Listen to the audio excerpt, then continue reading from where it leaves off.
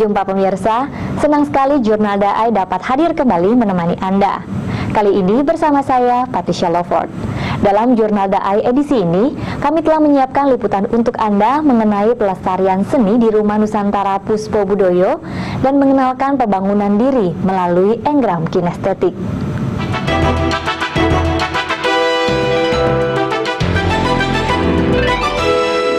Lis dan Luluk Sumiarso telah bertekad untuk mewariskan nilai seni seturut kemampuan mereka. Walau bukan berlatar belakang budayawan atau seniman, keduanya memegang komitmen ini sejak 10 tahun lalu. Secara sukarela, mereka mendirikan sebuah paguyuban nirlaba Rumah Budaya Nusantara Puspo Budoyo.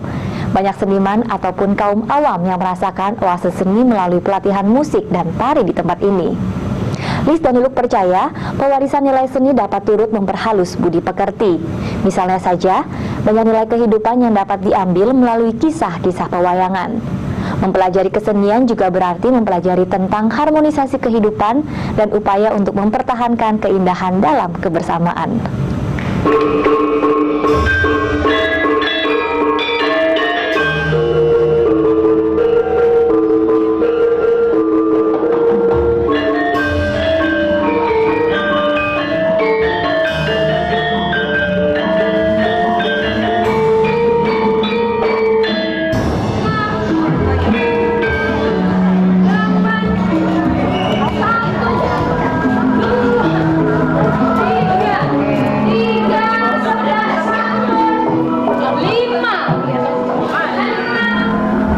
Kalau sampai punah, itu kita sangat rugi sebagai bangsa Indonesia.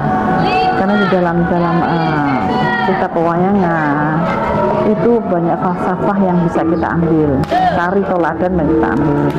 Kemudian dari ketoprak yang notabene hampir 80% itu cerita sejarah. Itu pasti akan bermanfaat buat anak-anak bangsa kita. Menurut saya sangat landasan budi pekerti suatu bangsa itu adalah seni budaya.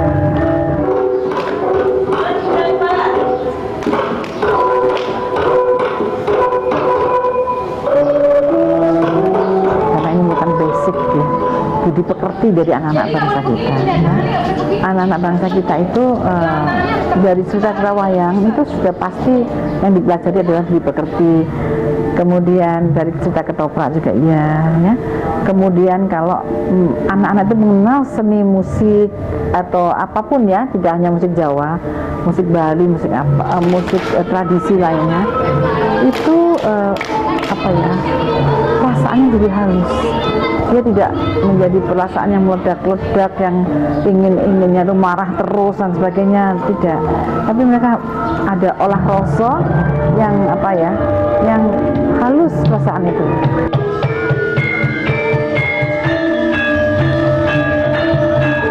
Budaya berasal dari bahasa Sanskerta yang berarti budaya. Kata ini merupakan bentuk kata jamak dari budi yang berarti akal. Dengan demikian, budaya diartikan sebagai hal-hal yang berhubungan dengan budi dan akal manusia. Sedangkan seni dapat diartikan dengan sesuatu yang diciptakan manusia yang mengandung unsur keindahan.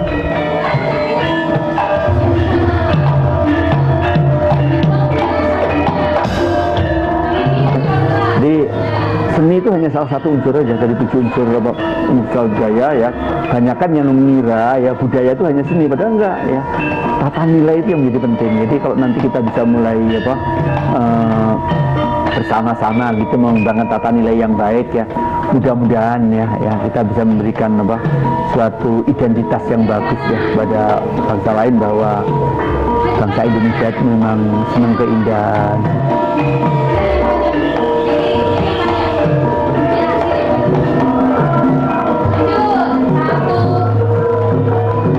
Kita semua punya kewajiban menjaga nilai-nilai keindonesiaannya. Tidak zamannya lagi kita misalnya suku Wisno ya, tapi kalau seperti saya sampaikan tadi ya, kalau nilai-nilai positif dari nilai-nilai kearifan lokal dari berbagai suku bangsa yang ada di Indonesia itu bisa disintesakan gitu jadi mozaik ya, kearifan budaya Nusantara. Mudah-mudahan ya paling tidak ini bisa bisa membantu kita menemukan jati diri kita, ya, karena memang kita ini pernah menjadi bangsa yang besar.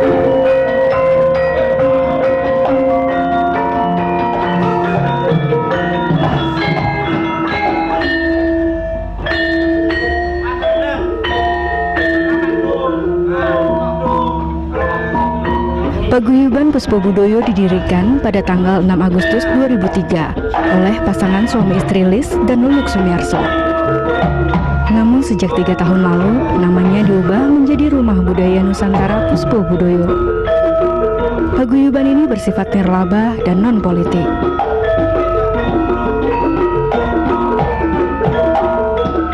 Didasari akan kecintaannya pada budaya bangsa, membuat Lis dan Nuluk Sumiarso membangun paguyuban tersebut sebagai wadah untuk meneguhkan eksistensi kesenian tradisional rakyat dan mempopulerkannya di kalangan masyarakat luas di Indonesia.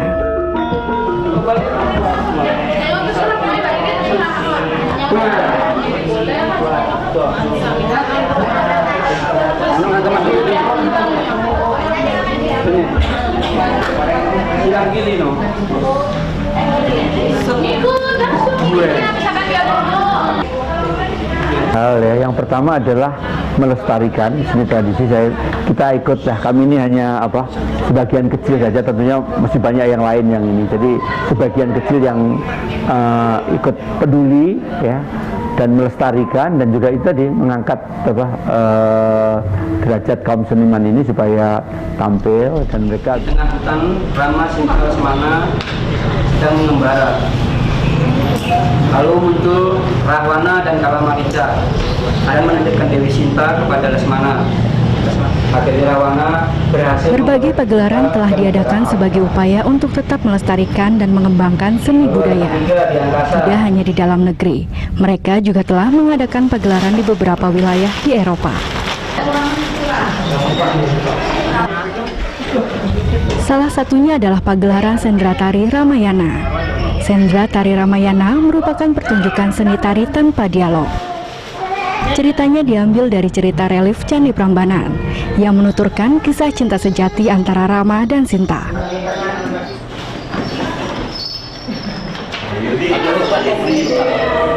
Jadi bersatunya dua insan manusia yang membuat iri alam semesta dan seisinya, Rama Wijaya dan Dewi Sinta itu telah membuktikan dengan cinta, ketulusan cinta bisa menyatukan suatu kekuatan dan kesejahteraan cinta hingga dapat menyatukan dua negara, yaitu negara Ayodhya Bala dan Mandiri Dijo.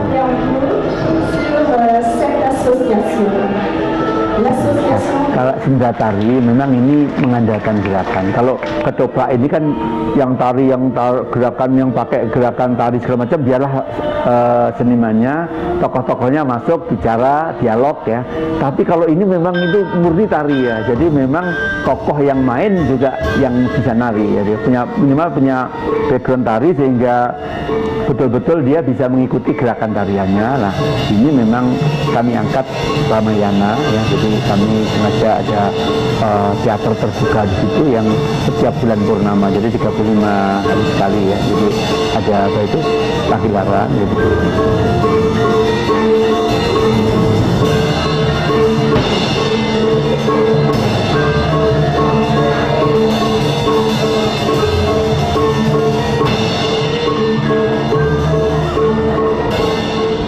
Sebenarnya kalau aku tuh dulunya memang sama sekali nggak suka, karena memang aku nggak, kalau musik itu musik gamelan ya, karawitan itu kayak kampungan atau gimana gitu kan. Awalnya seperti itu, karena memang juga pergaulan juga yang paling utama pergaulan waktu SMP SMA. Nah kebetulan setelah tahun 2006 atau 2007 ada sanggar di sini kan di Puspobudoyo ini. Dulu belum aktif, jadi cuman sekali waktu main ke sini ikut lihat aja, belum ikut. Jadi aku gabung, udah bener-bener mulai seneng itu mulai tahun 2000, yang pasti banget itu 2009 aku ikut pertama kali Sendra Tari di sini, ikut ngiringin Sendra Tari penuh dengan perjuangan.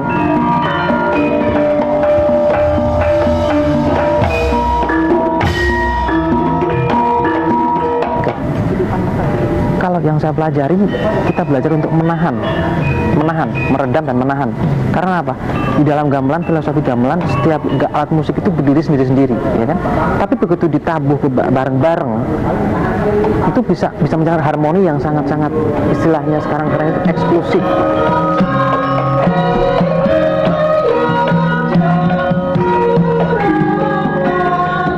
Karawitan merupakan bentuk orkestra dari perangkat musik gamelan. Asal kata karawitan berasal dari bahasa Sanskerta, yakni rawit, yang artinya keharmonisan, elegan, dan kehalusan. Dalam seni karawitan tercipta kondisi kegotong royongan, saling menunggu, saling menghargai antara instrumen satu dengan yang lainnya. Iya, 34. Jadi itu tadi, kita dari kerawitan kita belajar tentang toleransi, bagaimana menjaga supaya yang sudah pinter jangan ninggalin, yang belum bisa harus kita ajarin. Jadi kalau sudah yang sudah pinter itu ngajarin yang belum bisa, tidak harus gurunya. Memang musik, apalagi musik Jawa, ini memang membutuhkan kesabaran yang ekstra. Seperti itu, karena apa? Kesabaran itu kita pakai supaya kita, ya itu lagi kembali lagi ke kompak dan kekeluargaan. Kalau kita dalam satu keluarga nggak ada kekompakan, nggak ada kesabaran, itu kan akhirnya akan terpecah belah. Melestarikan seni dan budaya bangsa dapat dilakukan dengan mengembangkan seni budaya di tengah masyarakat melalui karya-karya. Hal ini dilakukan sekaligus sebagai upaya mewariskan nilai luhur budaya bangsa kepada generasi selanjutnya. Dengan belajar seni dan budaya, kita dapat mengenal identitas bangsa dan membawa nilai-nilai yang baik pada kehidupan sehari-hari. Gerak bukanlah beban, tetapi bagian hidup yang menceritakan banyak hal dari dalam lubuk hati manusia. Gerak tubuh juga menyimpan informasi tentang koordinasi dalam diri kita. Sementara otak manusia menyimpan banyak kekayaan yang berperan besar mengubah pandangan hidup dan wawasan seseorang. Beberapa pakar dan pemerhati perkembangan sumber daya manusia berusaha mengkaji gerak dan cara kerja otak kita. Maka tersusunlah suatu alfabet engram kinestetik. Engram kinestetik terdiri dari gerak sederhana yang membantu kita melatih daya koordinasi. Tidak hanya secara fisik, tapi juga mempengaruhi secara mental dan jiwa. Sasaran utama kegiatan kreatif ini adalah generasi muda, agar mereka dapat menghadapi tantangan dan mengambil keputusan positif secara cepat dan tepat.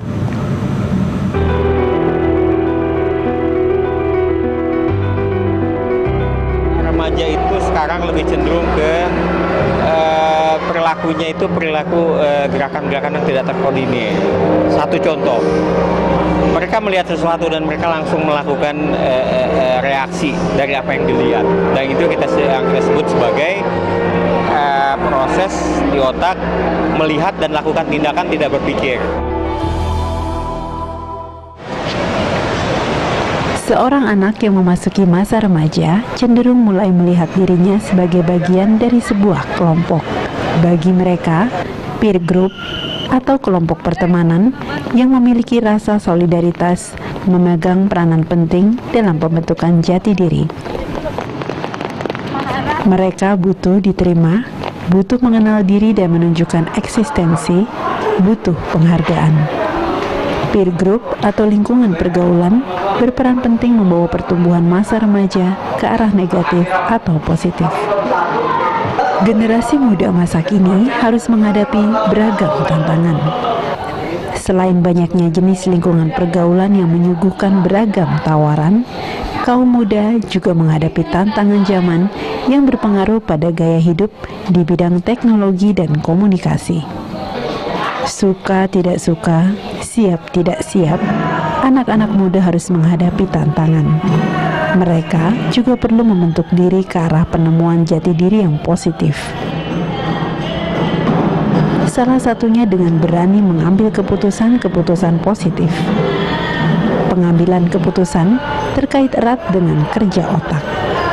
Kerja otak yang efektif memungkinkan seseorang, khususnya dalam hal ini remaja, untuk mampu mengambil keputusan-keputusan penting dalam rangka menjawab banyaknya tantangan yang harus dihadapi. membantu fungsi otak di bagian depan yang kita sebut sebagai lobus frontal dan prefrontal.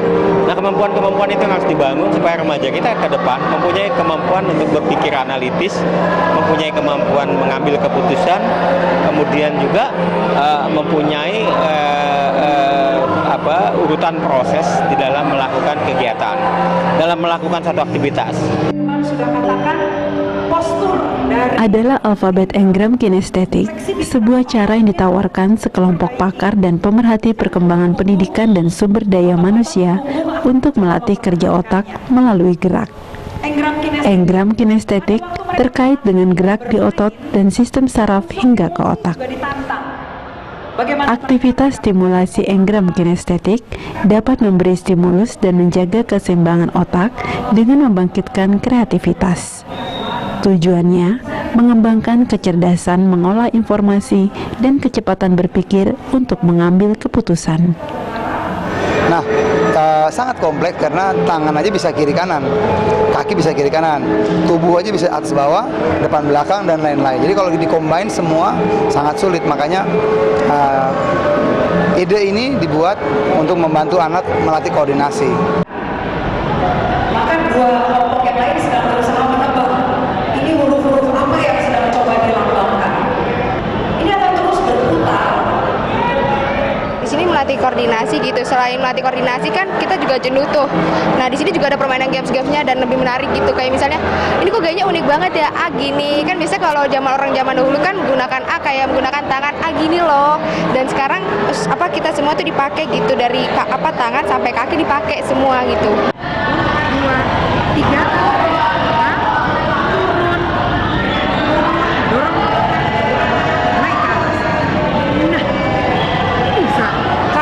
Dengan rangka tubuh yang baik, kita sudah menciptakan kondisi fisik yang prima untuk selanjutnya kita beraktivitas yang lain-lain, termasuk belajar. Yang kedua, dari gerakan-gerakan itu kita melakukan peregangan-peregangan dan kinerja otot dengan melakukan aktivitas aerob maupun anaerob. Itu informasi yang kami dapat dari bidang keolahragaannya. Di lain pihak, bersama dengan teman-teman dari ahli saraf, itu kita mengembangkan stimulasi terhadap otak. Karena dengan dia berusaha menyusun kata, dia berusaha merangkai kata, dia berusaha mengeja, itu sebetulnya otak sedang bekerja. Nah, dari sana kami harapkan engram ini memberi stimulus juga untuk mengaktifkan bagian-bagian otak secara komprehensif. Kalau mereka sudah bisa lakukan itu, dan engram sudah bisa menjadi salah satu aktivitas kreatif, kemudian malahan engram bisa membantu mengelola emosi. Karena dari aktivitas mereka, emosi mereka seharusnya itu juga bisa tersalurkan lewat aktivitas. SMA Purnama di wilayah Jakarta Selatan adalah salah satu sekolah yang mulai aktif menerapkan alfabet engram kinestetik. Mereka juga menjadi juara pertama dari lomba engram kinestetik pertama di Jakarta tahun ini. Ya monggo, saya nggak ikutan lagi tuh. Mau sensory integrasi, mau apa, ilmunya ada yang menguasai. Biasanya itu ya, betul ya. Sekarang dengan Setelah selama 7 tahun menganalisa gerak, mengkaji dan berdiskusi dengan berbagai pakar, pada tahun lalu alfabet engram kinestetik mulai diperkenalkan. banget. Apalagi Penggagas ide aktivitas ini, Ana Gracia, mencoba merangkainya setelah ia sendiri berjuang untuk sembuh dari masalah kesehatan yang ia alami. bapak-bapak ini kan justru yang Awalnya saya punya kondisi kesehatan yang kurang begitu baik, yang membuat saya banyak terhambat, terutama juga dari unsur gerak, karena sendi yang sering sakit, tidak nyaman. Saya mencoba menenangkan diri. Saya pernah punya gangguan ketidakseimbangan hormon seperti tiroid dan lain-lain. Saya mencoba menenangkan diri saya, tapi karena saya orang yang aktif, saya juga mencari kreativitas. Maka terbersitlah ide bahwa menggunakan alfabet adalah metode yang paling umum, wajar. Semua orang pasti tahu alfabet. Dan bentuk komunikasi, karena saya banyak bermain dengan adik-adik remaja, dengan anak-anak kecil juga, dalam permainan kreatif itu, mereka kalau udah bermain kata tuh seneng. Maka saya coba rangkai itu.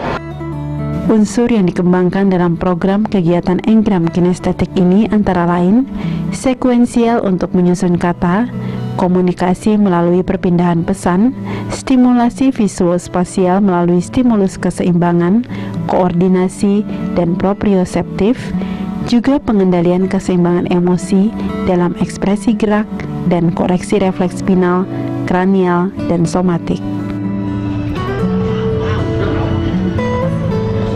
Dengan pengetahuan neurologi yang ada, ya penerbangan neurologi yang ada, itu memang gerak itu bisa memicu semacam substance yang namanya brain derived neurotrophic factor, ya, dan gerakan-gerakan yang bertujuan dan merangsang kognitif seperti engram ini, misalnya membentuk huruf-huruf dan mengingatnya, itu juga memicu motorik dan juga memicu kognitif proses berpikir orang gitu ya.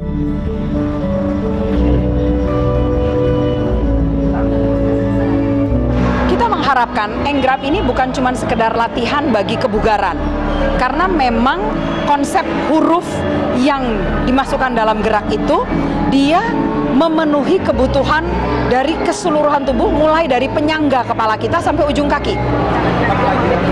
Jadi kan memang sekarang itu bahasa itu yang digunakan menggunakan bahasa alfabet. Tetap kita mengacu kepada alfabet. Nah, bahwa ekspresi geraknya melalui gerak tubuh itu yang kita sebut sebagai proses. Kalau dalam perkembangan gerak itu motor development, motor planning, dan behavior. Itu adalah satu segitiga di dalam perkembangan motor to kognitif. Melalui engram kinestetik, Anne dan kawan-kawannya berusaha memaksimalkan arti gerak. Mereka mempunyai mimpi besar untuk membangun generasi muda Indonesia yang memiliki karakter dan jati diri positif yang kuat. Suatu generasi yang mampu mengambil keputusan tepat dan cepat, bertumbuh secara seimbang dengan memaksimalkan bakat dan kemampuan yang ada, serta tegar dan cekatan menghadapi tantangan zaman.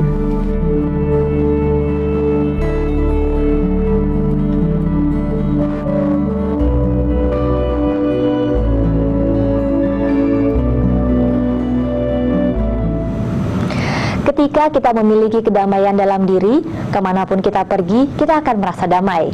Ketika kita bisa berharmonisasi dan bekerja sama satu sama lain, niscaya tidak akan ada konflik dan pertikaian. Jadikan hidup penuh makna, karena setiap peristiwa mengukir sejarah. Jika Anda memiliki saran atau kritik, silahkan kirimkan email ke jurnaldai@daitv.co.id atau melalui SMS dengan format JDI spasi nama, saran, dan kritik Anda, lalu kirim ke nomor 0852 8580 8559. Akhirnya, saya Patricia Lovord mewakili seluruh kerabat kerja Jurnal Daai mengucapkan terima kasih atas perhatian Anda. Sampai jumpa.